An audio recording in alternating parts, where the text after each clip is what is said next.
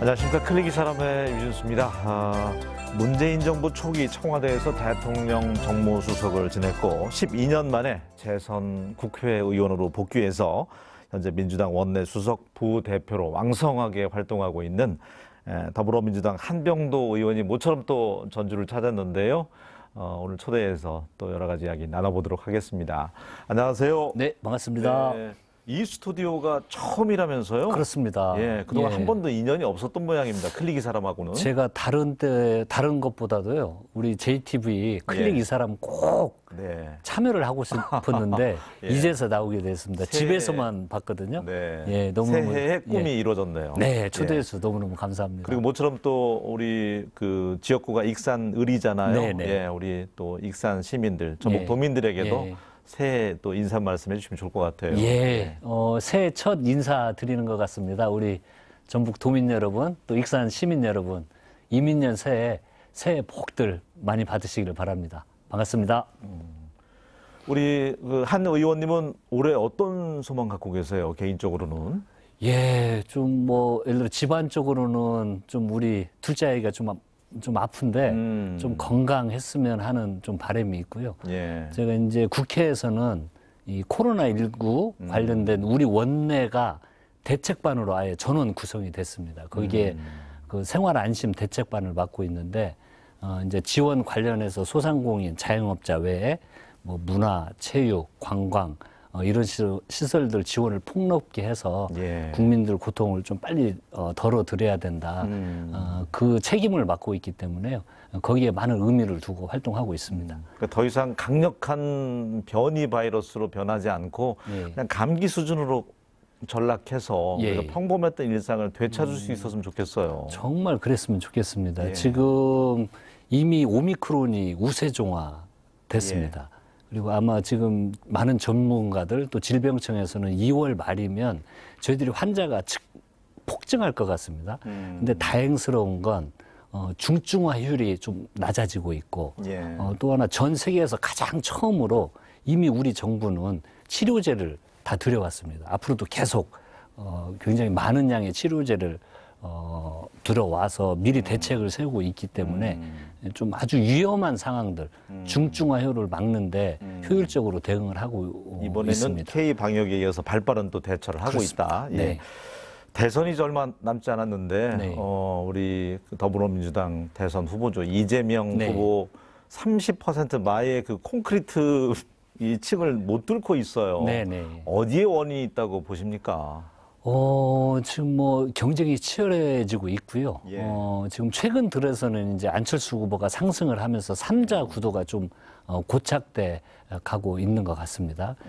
그리고 저희들 후보는 지금 아주 뭐 메타버스를 통해서 지역을 아주 곳곳이 방문을 하고 있고 또 세심하게 전라북도 공약뿐만이 아니고 우리 시 군 단위 공약까지 지금 전부 챙기고 있어서요.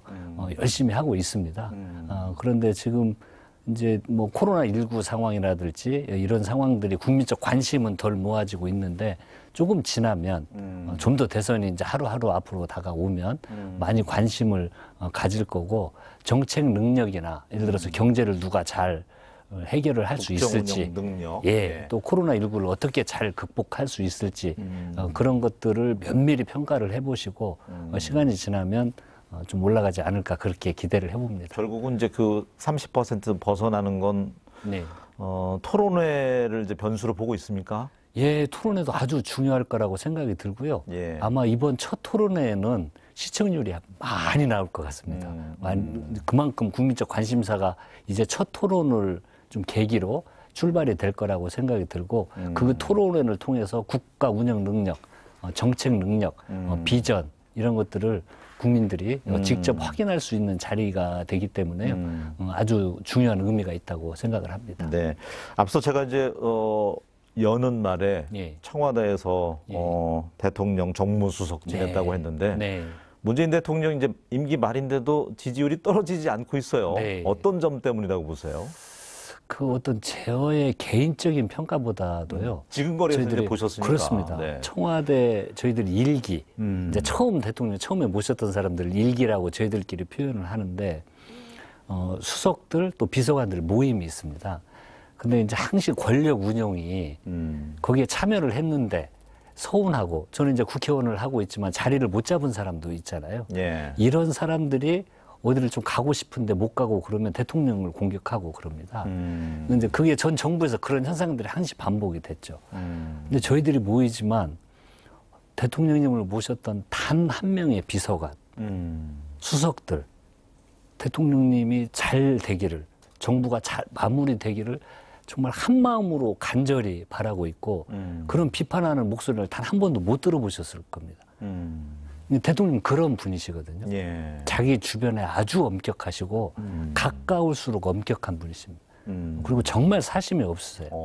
그것에 대한 진실됨이 국민들에게 전달이 됐기 때문에 저는 그 지지율이 유지되고 있지 않나 이렇게 생각을 하고요. 정말 마음에서 우러나와서 지금도 변함이 하나도 없습니다. 그 존경하는 마음. 따뜻한 분이시고. 그렇습니다. 네. 예. 가장 가까운 곳에서 지켜봤으니까. 그렇습니다. 예. 예. 그리고 이제 12년 만에 재선 국회 의원으로 다시 돌아왔는데 예. 지역구에서 지역민들하고 소통 자주 하십니까? 네, 주말에는 꼭 내려오고요. 예. 근데 이제 제가 원내 수석을 맡아서 우리 170석을 다 뭐 이끌기도 하고 좀 관리라는 표현은 그런데 항상 소통을 해야 되고 그런 위치에 있기 때문에 어쩔 때는 토요일, 일요일도 없이 그렇게 지내는 때가 있는데 그런 걸 제외하고는 그냥 시간만 나면 꼭 우리 익산에 오려고 하고 있고요. 저는 또 집이 익산이니까 예. 집에 와야 저희 가족들을 볼 수가 있으니까요. 가족들 살고 있으니까. 네, 많이 노력을 하고 있습니다. 네. 시민들 만나면, 지역 국민들 만나면 주로 이제 어떤 민원이 가장 많습니까? 익산은? 크고 작은 민원이 많죠. 예. 예를 들어서 이제 시 같은 경우에는 뭐 예산 확보를 할 때, 예를 들어서 뭐 그 특별기부세 받는 뭐 이런 거부터 또 뭐 식품 클러스터나 이런 큰 현안, 또 문화관광도시 지정을 받는데 힘을 합쳐야 되니까요. 이런 현안부터 또 면 단위를 받으면 아주 동네의 소소한 것들까지도 다 그 말씀을 하시고요. 어느 지역에 갔는데 이제 어르신들 막 뵀는데 앞에 이렇게 가로등이 잘 안 된다는 말씀까지도 그러니까 그런 민원에서부터 큰 민원까지 그렇습니다. 예. 예. 올해 보니까 9천억 시대 예산 익산시 열었더라고요. 예. 예. 그 아주 제가 제일 보람 있고 기쁜 일입니다. 저희들이 6년 동안 익산시 국가 예산 확보 현황을 보니까 거의 1,000억 정도 증가를 했습니다. 그 6년이 걸쳐서 1,000억을 증가를 했는데 제가 국회의원이 되고 단 1년 만에 1,000억을 증가를 시켰고요. 그 1,000억 증가한 거에 또 올해 또 1,000억을 또 증가시켰습니다. 거의 12% 이상 계속 증가를 하고 있거든요. 예. 이렇게 되면 정말 제 임기 안에 국가 예산 확보 1조 원 시대를 이제 열 수 있는 내년이면 1조 되겠는데요? 예, 뭐 내년을 목표로 하겠습니다. 예. 신규 예산도 좀 많이 늘어났습니까? 시민들이 체감할 수 있어야 되는데. 이 예산 확보는요, 신규 예산을 확보하지 않으면 1,000억을 증가시키는 게 불가능하고요. 또 삭감 예산, 부처에서 우리 시에서 올리고 추진하려고 하는 사업을 특히 예산처에서는 삭감을 막 하려고 하기 때문에 예. 그 삭감을 반영해야 되는 이런 절차상 시기마다 잘 대응을 해야 되고요. 그리고 신규 사업이 발굴돼야만 올해 예산뿐만이 아니고 내년, 내후년에도 계속 그 예산을 확보할 수가 있습니다. 예를 들어서 이번에 그 푸드파크, 식품 클러스터에 저희들이 푸드파크 조성을 하는데 용역비를 확보를 했습니다. 2억 원을 확보를 했거든요. 근데 이것은 용역 결과에 따라서 계속 많은 예산이 들어가기 때문에 예, 그런 신규 사업이 발굴되면 지속적으로 향후 몇 년간 예산이 계속 확보가 되기 때문에 국가 예산을 확보하는 전략적 차원에서는 가장 중요한 대목이 신규 예산 확보이기도 합니다. 언급하신 국가식품 클러스터 같은 경우는 좀 더 대기업들이 좀 식품기업들이 들어와서 그렇습니다. 이렇게 조성이 됐으면 좋겠는데 탄력을 좀처럼 못 받고 있는 것 같아요. 이미 저희들이 114개 기업이 입주해가지고요. 분양률이 74%가 넘었습니다. 근데 저희들이 1단계를 좀 추진을 하려고 할 때 저도 예산 부처도 설득을 하고 농림부도 설득을 하고 그랬는데 그때 제가 처음 설득을 할 때 60% 분양률이 넘지 못했습니다. 설득하는데 어려움이 있었는데 이제 74%가 넘었기 때문에 2단계를 바로 조성을 해서 큰 대기업들뿐만이 아니고 좀 더 많은 기업들이 식품 클러스터로 들어와야 명실상부한 국가 식품 클러스터가 되는 거고 맞습니다. 아시아 서부 허브로 네. 성장을 할 수 있는 겁니다. 그래서 이번에 푸드파크 조성은 그런 2단계 조성하는 거와 맞물려서 시너지 효과가 훨씬 큰 거죠. 그리고 이제 현실적으로 사실 좀 어려움은 뭐 예산처는 이제 명분이 생기지 않았습니까? 예, 분양률이 74%가 넘었으니까. 근데 이제 농림부가 좀 반대가 심한 게 현실이기도 합니다. 그래서 이제 차기 정부로 바로 넘어가기 때문에 반드시 설득을 해서 2단계도 추진을 할 수 있도록 저의 가장 중점 사업으로 진행을 할 그런 계획을 가지고 있습니다. 그러니까 하림 외에는 좀 굵직굵직한 큰 기업들이 이제 좀 더 들어왔으면 그렇습니다. 좋겠다는 생각인데 예, 예. 해외 기업들도 좀 들어와야 되잖아요. 그렇습니다. 거기가 좀 비어 있는 것 같아요. 예, 2단계는 좀 그런 전략적 예. 많은 이미 그 기업들이 들어와 있기 때문에 2단계를 추진하는 데 있어서는 좀 더 대기업들을 유인할 수 있는 그 정책을 좀 세우고요. 해외 대기업들도 편히 아시아의 허브로 시장 진출을 위해서 익산을 오면 좋겠다. 이런 전략들을 수집을 해서 2단계는 주로 그것이 반영될 수 있도록 그런 방향을 전환을 해야 됩니다. 기대해 보겠습니다. 네. 우리 한 의원님이 대학교 다닐 때 익산시 인구가 얼마 정도 됐습니까? 저희들이 그때는요, 저 임기할 때만 해도 35만 이러고 그러는데요. 얼마 무너졌죠? 전에는 28만까지 무너졌습니다. 와, 심각한데. 네. 어떤 해안이 필요할까요? 이게 뭐 일단 일자리가 중요합니다. 예.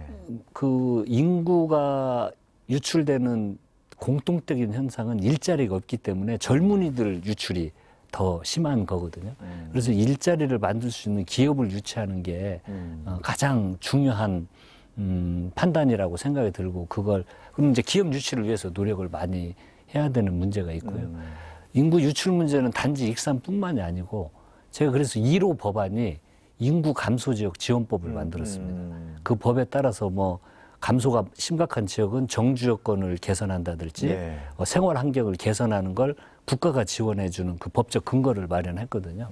그리고 전라북도에서도 10개 시군이 포함이 됐습니다. 예. 우리 익산은 아직은 포함이 안 됐는데 조만간 포함될 수 있기 때문에 지원을 받을 수 있는 근거를 마련을 하고 그래서 정부에서도 정책적으로 제도적으로 과감히 지원을 해야 됩니다.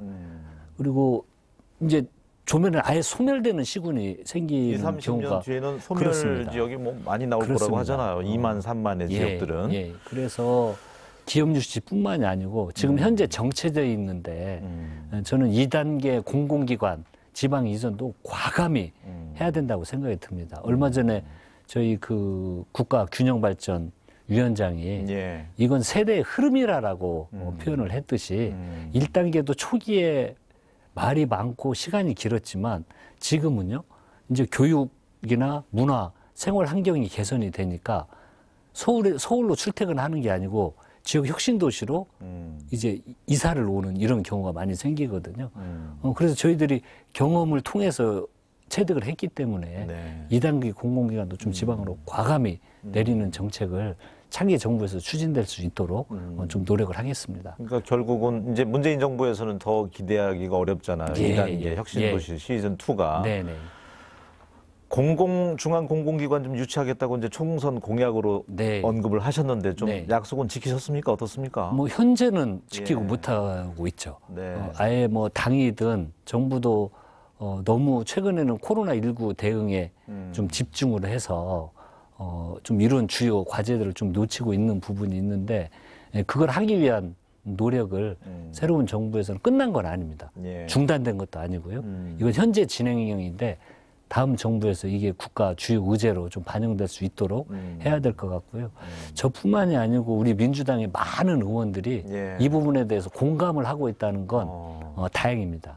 그래서 뜻을 모아서 추진될 수 있도록 저도 역할을 하도록 하겠습니다. 그리고 고향 사랑 기부금제, 예. 고향에 기부할 수 예. 있게, 예. 그것도 또 언급하셨어요. 그게 이제 제가 지역구가 익산이기 때문에 예. 그 고민해서 출발을 한 겁니다. 지역의 현실이 아주 어렵잖아요. 고향사랑 기부금법은 이제 내가 사는 곳을 제외한 지역에 기부금을 낼 수가 있습니다. 예를 들어서 10만 원을 내면요, 정치자금법처럼 예. 전액 세액공제가 되고요. 또 3만 원가량의 답례품을 제공받을 수가 있습니다.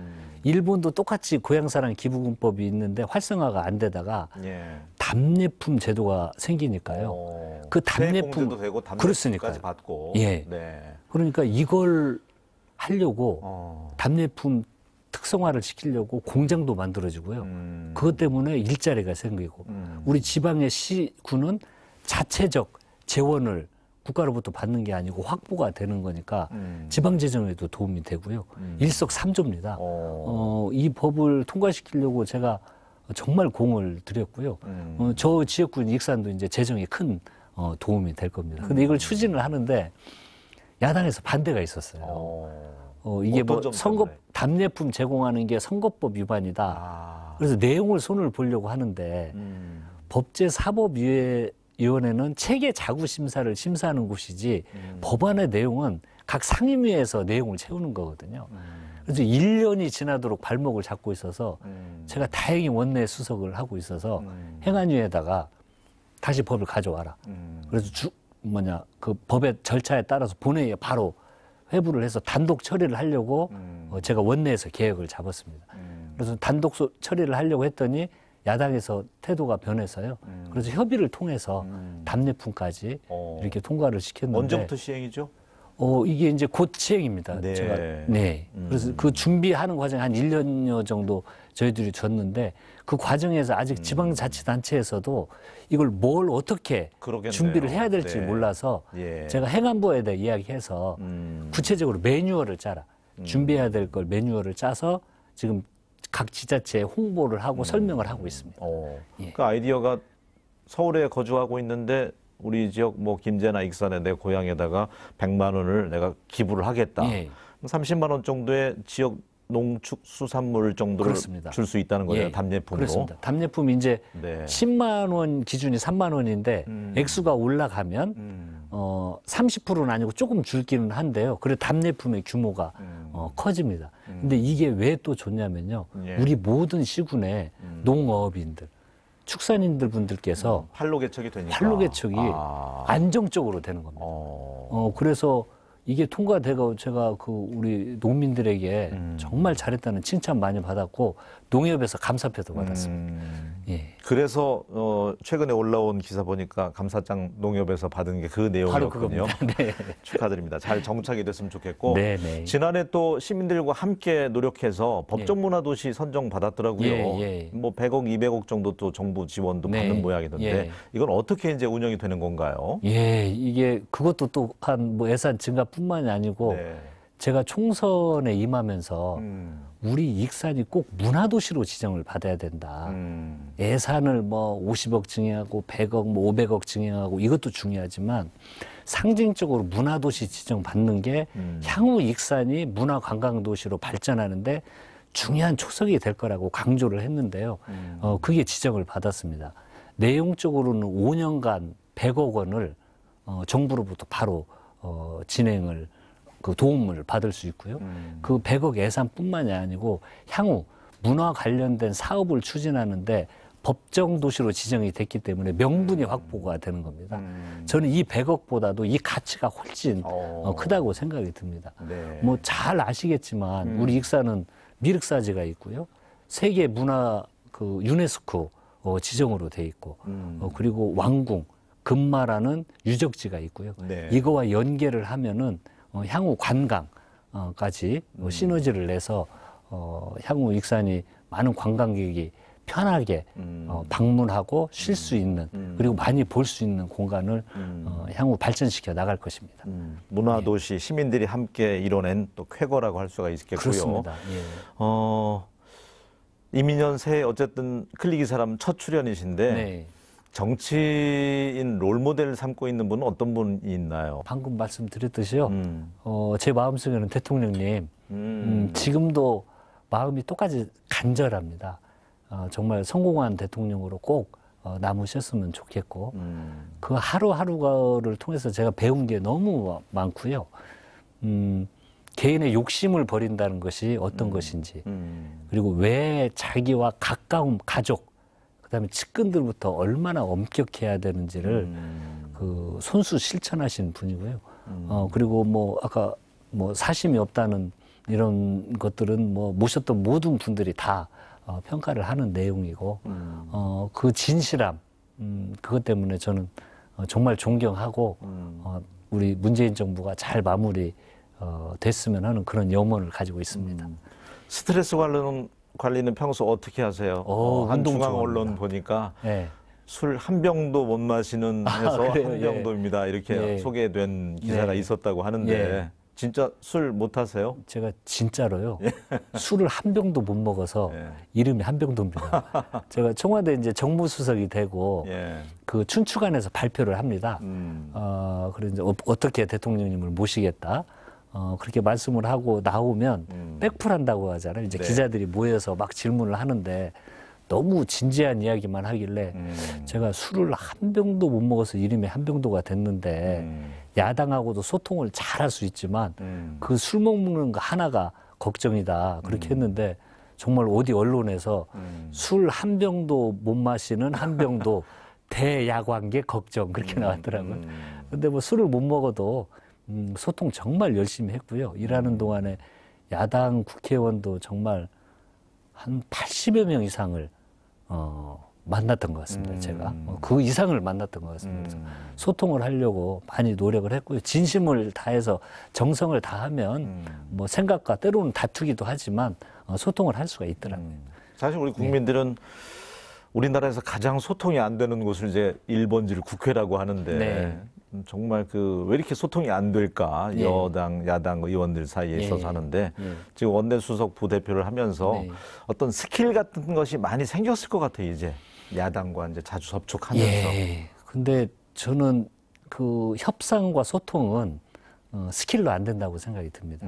그건 이 사람과 사람의 관계이기 때문에요. 결국은 어떤 기술을 하고 뭐 요행을 따지면 사람들은 다 서로 압니다.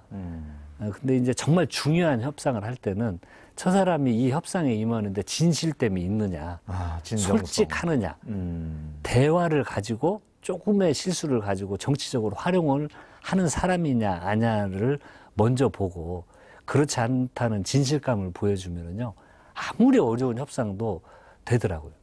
그 제가 청와대에 있을 때 제일 보람 있었던 것 중에 하나가 그때 5개 정당이 있었는데요.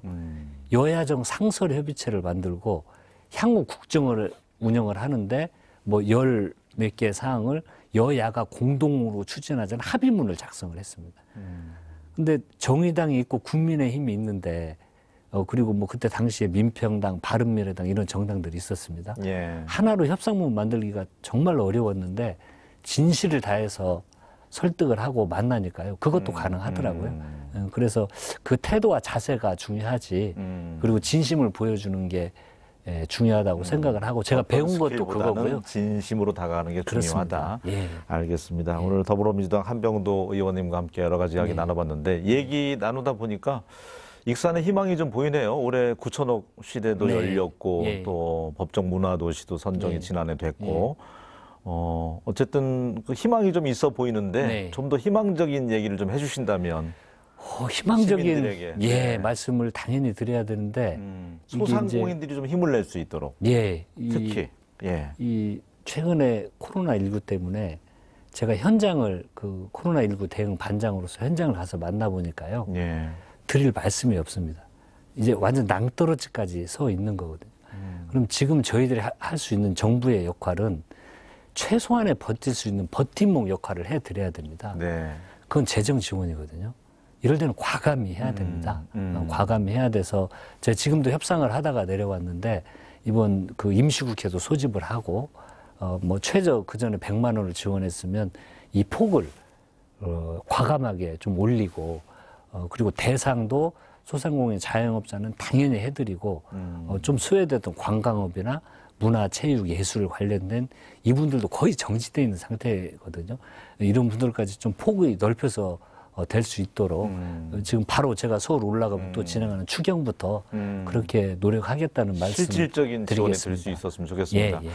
정치인도 입소문이 중요하잖아요. 예. 익산 지역구를 비롯해서 우리 전라북도민들이 한병도 의원 정말 일 열심히 잘해. 예. 이런 얘기 들을 수 있도록 네. 이민년 올 한 해도 네. 열심히 국회에서 또 활동해 주셨으면 좋겠습니다. 네. 함께해 주셔서 고맙습니다. 초대해 주셔서 너무 감사합니다. 고맙습니다. 감사합니다. 예.